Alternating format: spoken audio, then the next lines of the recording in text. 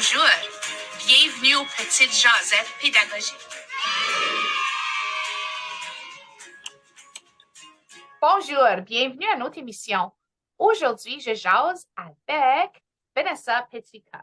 Elle est une enseignante qualifiée dans le coin de Vaughan et puis maintenant, elle offre des services de tutorat plus spécifiquement en français. Donc, bonjour, bienvenue. Bonjour, merci. Donc, on sait que, tu sais, on a vécu une pandémie pendant plusieurs années.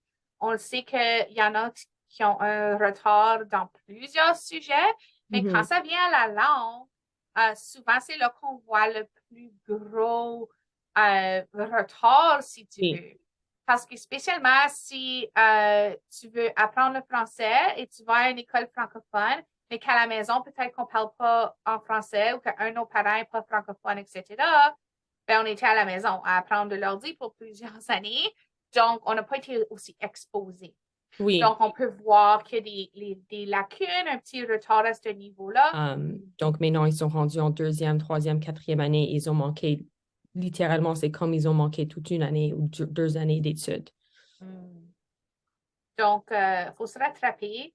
Puis, quoi, c'est la meilleure façon pour se rattraper? Donc, tu m'as parlé qu'on a besoin de 3 éléments pour l'acquisition d'une langue.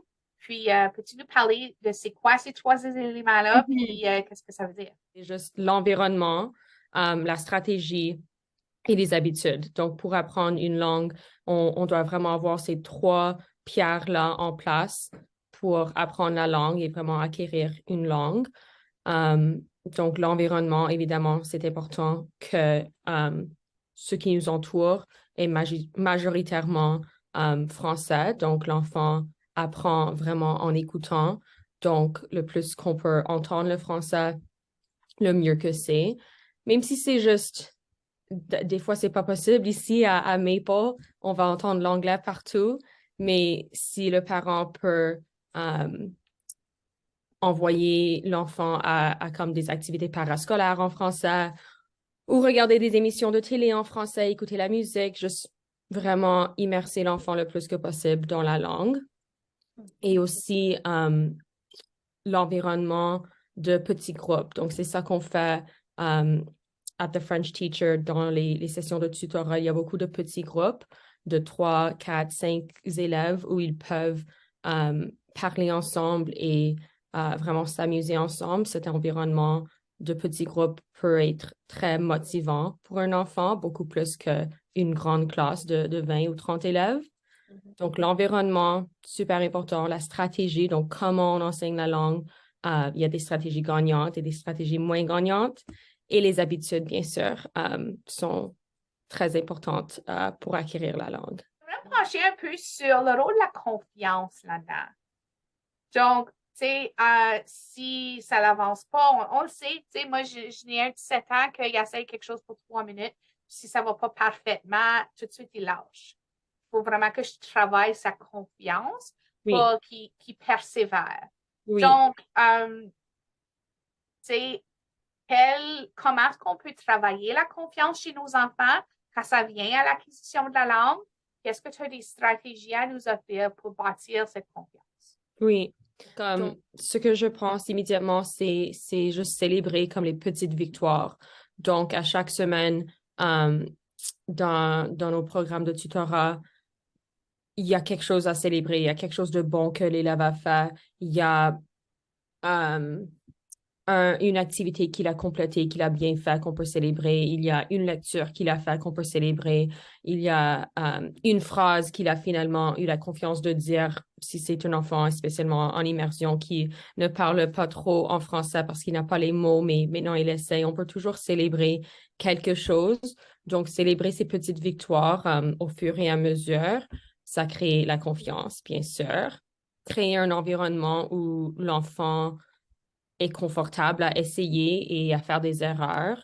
Donc, un environnement où moi, je pense plutôt à mes élèves en immersion qui n'ont pas exactement le vocabulaire pour s'exprimer, spécialement comme les sentiments, les intérêts, exprimer comment ils se sentent et qu'est-ce qu'ils aiment et qu'est-ce qu'ils font le week-end. Donc, juste créer un environnement où ils se sentent vraiment à l'aise à essayer de parler et même si c'est pas parfait, ils deviennent de plus en plus confiants. Intéressant. Puis, je pense que aussi, avoir du plaisir, hein, de jouer Mhm. en français, de jouer avec Oui, les mots, de rendre ça ludique, oui, l'enfant va s'accrocher à ça. oui, Parce qu'on oui, apprend par le jeu, c'est la meilleure façon d'apprendre. 100%. On fait beaucoup de jeux, de compétition. Et oui, ça, c'est une grande façon qu'on va euh, grandir ou bâtir la confiance. On gagne un petit jeu de français, on est super heureux et on se sent mieux. Qu'est-ce que tu observes chez les enfants après qu'on a bâti leur confiance? Donc, une Mhm. fois que leur confiance est rendue à un bon niveau, qu'est-ce qui arrive à leur langue? Plein de choses.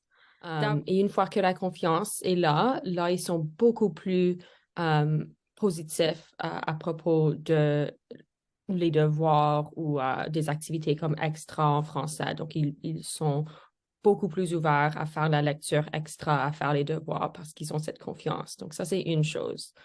Euh, une autre chose, c'est juste qu'ils sont excités à venir en classe de français, au tutorat, où ils sont excités de faire une activité en français parce que là, ils se sentent plus à l'aise et ils sont heureux. Je connais aussi des élèves euh, en immersion plutôt qui veulent apprendre la langue. C'est super intéressant qu'il y a des élèves, je ne sais pas d'où ça vient, c'est pas nécessairement les parents qui les apprennent ça, mais ils comprennent que c'est bon de connaître une deuxième langue. Ils comprennent que c'est cool d'apprendre le français à ces élèves en immersion.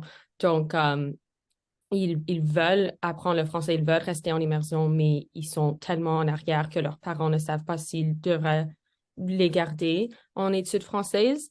Et une fois qu'ils bâtissent un peu de confiance, on voit du progrès, ils sont tellement heureux de continuer en français. OK, excellent. Mhm, Puis, comme on a mentionné tantôt, tu es vraiment dans une région où que le français est minoritaire. Donc, il faut mhm. vraiment que ce soit un choix. Oui. Il faut vraiment. Puis, si on commence à mettre des méthodes, des stratégies, des choses en place avant de travailler la confiance, ça n'aura pas Mhm. le même effet. Donc, c'est important que tu sois parent, que tu sois éducateur, éducatrice, que tu sois enseignant. Bâtir la confiance, c'est comme première étape. Parce qu'il n'y a rien d'autre qui va rentrer avant que tu aies bâti cette confiance-là. Oui, ça me fait penser à quelque chose qu'on fait dans nos classes de tutorat. Donc, tu as raison, avant tout, avant que je vienne avec des stratégies gagnantes, avec des activités amusantes, avec n'importe quoi, il faut travailler la confiance. Donc, j'ai fait un code du francophone.